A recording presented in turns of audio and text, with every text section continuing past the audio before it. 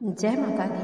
आज मैं तुलसी विवाह के शुभ मुहूर्त और कथा सुनाने जा रही हूँ। कथा करने से पहले आपसे अनुरोध करना चाहती हूँ कि यदि आप हमारे चैनल पर नए हैं तो कृपया करके लाइक करें, सब्सक्राइब करें, शेयर करिए।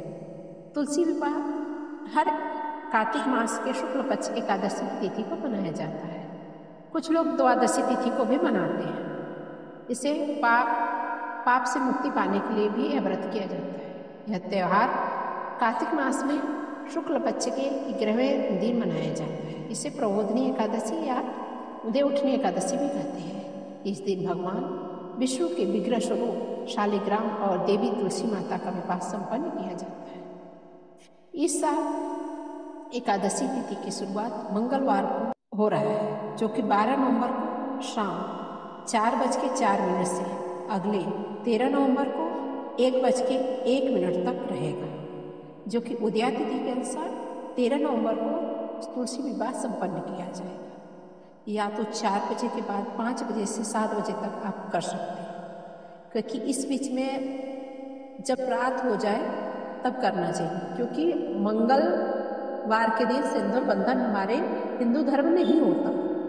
कुछ लोग कर देते हैं, लेकिन मंगलवार को या रविवार को सिंदूर रात में ही होता है। इसलिए या तो आप रात में शादी करिए, फिर या तो सुबह हो के आप शादी करिए, तो शुभ मुहूर्त माना जाएगा। तुलसी विवाह के दिन भी उपवास रखा जाता है, उनका विवाह संपन्न किया जाता है। सुबह उठ करके घर की सफाई करें, साफ कपड़े पहन के तुलसी के पौधे को अच्छे से साफ करें, साड़ी या चुन्नी लाके तुलसी माता को सजाएं।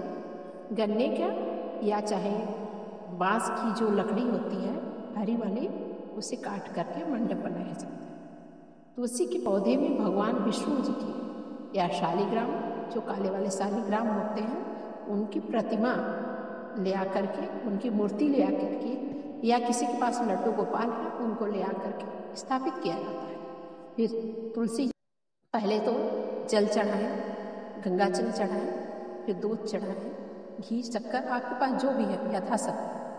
दूध नहीं है तो जल ही चढ़ाएं, शालिग्राम को चढ़ाएं, फिर तुलसी माता को चढ़ाएं, फिर उसके बाद में मौली चढ़ाएं, फिर उसके बाद में चंदन, रोली, धूप, दीप आदि दिखा जी की और तुलसी जी की पूजा करें। 16 श्रृंगार लाएं, चूड़ी, बिंदी, सिंदूर, जो भी यथाशक्ति आपके पास है, काजल सब लाके तुलसी विष्णु भगवान को चाहे शालिग्राम जो भी हैं आपके पास, उनके लिए कुछ वस्त्र रखें। आपके पास कपड़े हो कोई तो आप रख सकते हैं। पीला वस्त्र, वैसे तो पीला वस्त्र ही चढ़ाया जाता है, पीला वस्त्र रहे तो पीला वस्त्र आप विष्णु जी को समर्पित करें। फिर हल्दी भी थोड़ा सा लेंगे, हल्दी लेके पहले हल्दी लगाएं, क्योंकि पहले शादी से पहले हल्दी लगाया जाता है लड़के लड़की। इस तरीके से हल्दी और दूधवा से पहले तुलसी जी, पहले शालिग्राम को चढ़ाएं, फिर उसके बाद तुलसी जी को चढ़ाएं। ऐसे करते हुए फिर मेहंदी, सिंदूर, चूड़ी, बिंदी शालिग्राम के हाथों से लगाते हुए अपने हाथों से तुलसी माता में रख दें। सिंदूर शालिग्राम से लगाते हुए तुलसी जी को लगा दें। ऐसे करते हुए फिर तुलसी जी और शालिग्राम से धागा लगा के 11-21 रुपया जो आपके पास यथाशक्ति दक्षिणा गांठ बांधते हैं, जो कि हमारे धर्म में गांठ बांधा जाता है चुदरी में आप लगा के गांठ बांधते। फिर आपके पास पुजारी हो तो ठीक है, नहीं है तो आप मंगलम भगवान विष्णु, मंगलम गरुड़ध्वज, मंगलम पुंडरीकाक्ष, मंगलाय तनूहरि करते हुए विवाह शुरू करते हैं। फिर आप उसके बाद में अपनी जो मनोकामना है तुलसी जी से और शालिग्राम से बोले, हे शालिग्राम हमारी मनोकामना पूर्ण करना। यदि आप किसी मनोकामना लेके, नौकरी संबंधी मनोकामना लेके कर रहे हैं तो आप ये शादी करके गौना करके, गौना भी यदि आप करते हैं तो ठीक है, नहीं करते हैं तो शादी करके जो चुन्नी है और विष्णु भगवान का कपड़ा है वो आप अपने तिजोरी में रख सकते हैं। तो इससे आपकी जो मन की कामना होती है वो पूरी हो जाती है। उसके बाद में आप धूप, दीप, आरती बाजे बजा के, चाहे मंगल गीत गा के औरतें सोहर गाती हैं, मंदाबंदी गाती हैं, अन्य तरह की भजन कीर्तन करके अच्छे से शादी करें। फिर उसके बाद में कथा सुने। तो आइए हम कथा सुनाने चल रहे हैं, आप कथा सुनिए तो शुभ। एक बार शिव जी ने अपने तेज को समुद्र में फेंक दिया। जिससे एक महातेजस्वी बालक के रूप में जन्म लिया। वह बालक आगे चल के जालंधर के नाम से विख्यात हुआ। वह महादैत्य बन गया।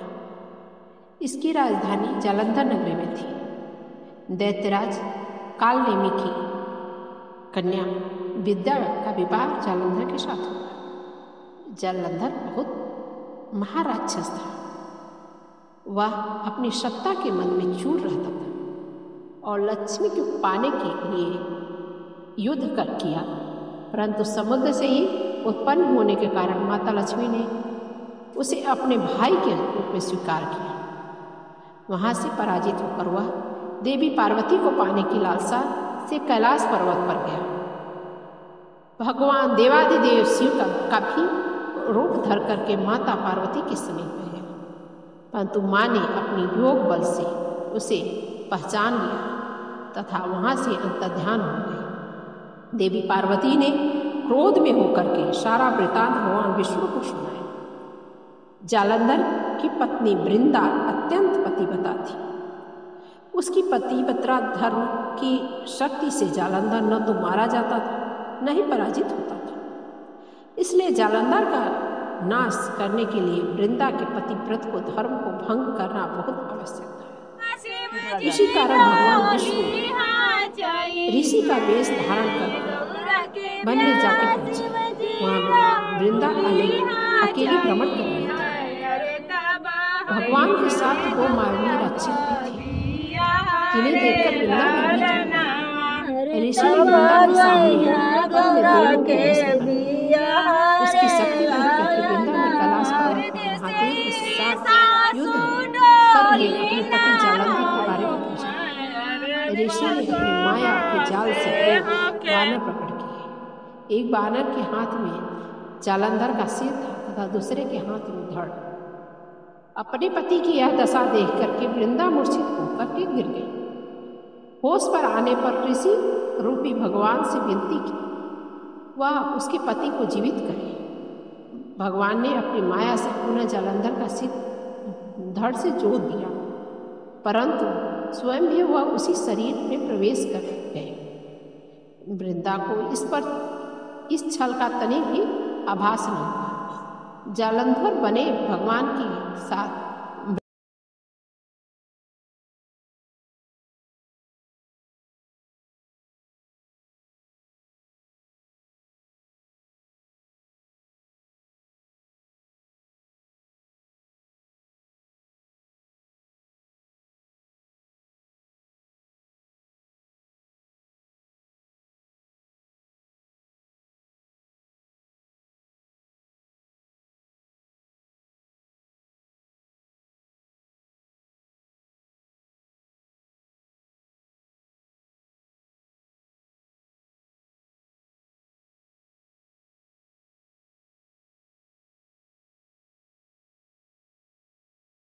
वृंदा पतिव्रता का व्यवहार करने लगी, जिससे उसका अस्तित्व भंग हो गया। ऐसा करते ही वृंदा का पति जालंधर युद्ध में हार गया।